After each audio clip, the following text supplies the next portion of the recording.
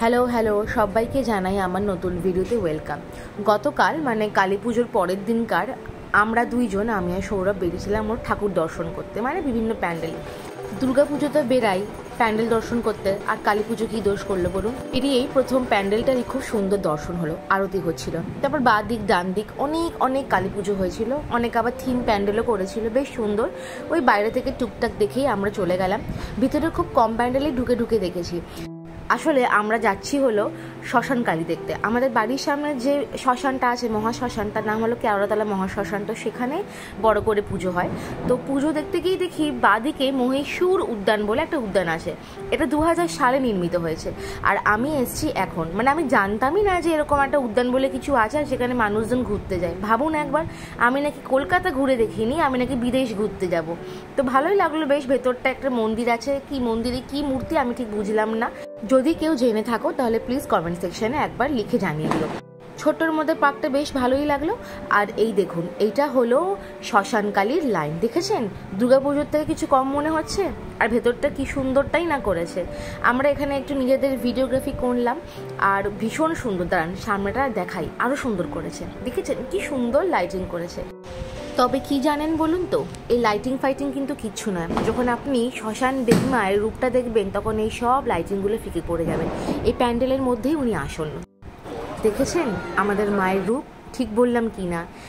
সুন্দর ভয়ঙ্কর, নিশ্চয়ই শব্দটা আপনারা শুনেছেন। এই সুন্দর ভয়ঙ্করের আদর্শ সংজ্ঞা হলো আমাদের এই শ্মশান কালী মায়ের রূপ। এবার যাচ্ছি হলো আমরা একটু চেতলার দিকে, ওই চেতলা অগ্রণীর দিকে যেতে যে প্যান্ডেলগুলো পড়ে সেগুলো। আর তার মধ্যে পেয়ে গেলাম ভোগের দর্শন। খুব ভালো করে আমরা দুজন ভোগ খেয়েছি কালকে। অনেক জায়গাতে গতকালে না ভোগ দিচ্ছিল, কিন্তু সব জায়গাতে আর ভিডিও করা সম্ভব না, তাই এটা করে রাখলাম। এবার যাচ্ছি হলো রক্ত চামুন্ডা প্যান্ডেল দেখতে। এটার রূপটাও কিন্তু বেশ ভয়ানক ছিল, বেশ ঝিকমিক ঝিকমিক করছিল। আমি অতটা দূর যাইনি, একটু বাইরে থেকে দেখে চলে এলাম। কোথাও কালী মায়ের রূপ কালো, কোথাও নীল, কোথাও সবুজ, সবতেই উনি অপরূপা। তার মধ্যে আমি একটু আইসক্রিম খেয়ে নিলাম। আইসক্রিম খেতে খেতে এনজয় করলাম ভূতেদের পার্টি। ভাই পার্টি বলে পার্টি, দারুণ পার্টি ছিল। তারপর যখন বাড়ির উদ্দেশ্যে রওনা হচ্ছি, এপার হলাম ব্রিজ থেকে, দেখলাম কালীঘাটেই পৌঁছে গেছি। আর খবর নিয়ে জানতে পারলাম যে তখন ঠাকুর দর্শন করা যাবে। তখন ছিল কিন্তু রাত 9:45। কি যে আমাদের দুইজনের সৌভাগ্য ছিল বলে বোঝাতে পারবো না, কারণ মন্দির বন্ধ হয় রাত 10টায়। স্কাইওয়াক বন্ধ ছিল বলে নিচ থেকেই আসছিলাম, আর সেখানেও করেছিল সুন্দর একটা প্যান্ডেল। কি দারুণ যে করেছিল, রং বেরঙের আর খুব সুন্দর কাজঘরের মতো। ভীষণ সুন্দর লাগলো, আলো ঝলমলে। আর মায়ের রূপটি দেখুন একবার, কি সুন্দর যে মূর্তিটা হয়েছে।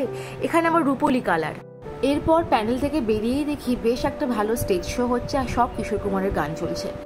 তারপর পেয়ে গেছিলো খুব খিদে, চলে এলাম সামনে একটা বড় রেস্টুরেন্ট, নাম করা বচ্চন ধাবা। অনেকক্ষণ বসতে হলো, প্রায় আধ ঘন্টা মতো, কিন্তু কিছু করার নেই। প্রথমেই নিয়ে নিলাম হারিয়ালি কাবাব, আমার খুব ফেভারিট কাবাব এটা, আর মাটন কষা, আর রুমালি রুটি আর লস্যি। খেয়ে দিয়ে পেট পুজো করে বাড়ির দিকে রওনা হলাম। আমাদের এই শেষ ঠাকুর দেখা হলো এখানে পাড়ার মধ্যে। ব্যাস, আর কি, কালী পুজো শেষ। আর আছে হলে পরশু দিনকার ভাইফোঁটা, ওটা হলে পরেই বাঙালিদের উৎসব এবছরের মতো শেষ। চলো টাটা, তোমাদের সাথে দেখা হবে আবার পরের ভিডিওতে। তোমরা খুব ভালো থেকো।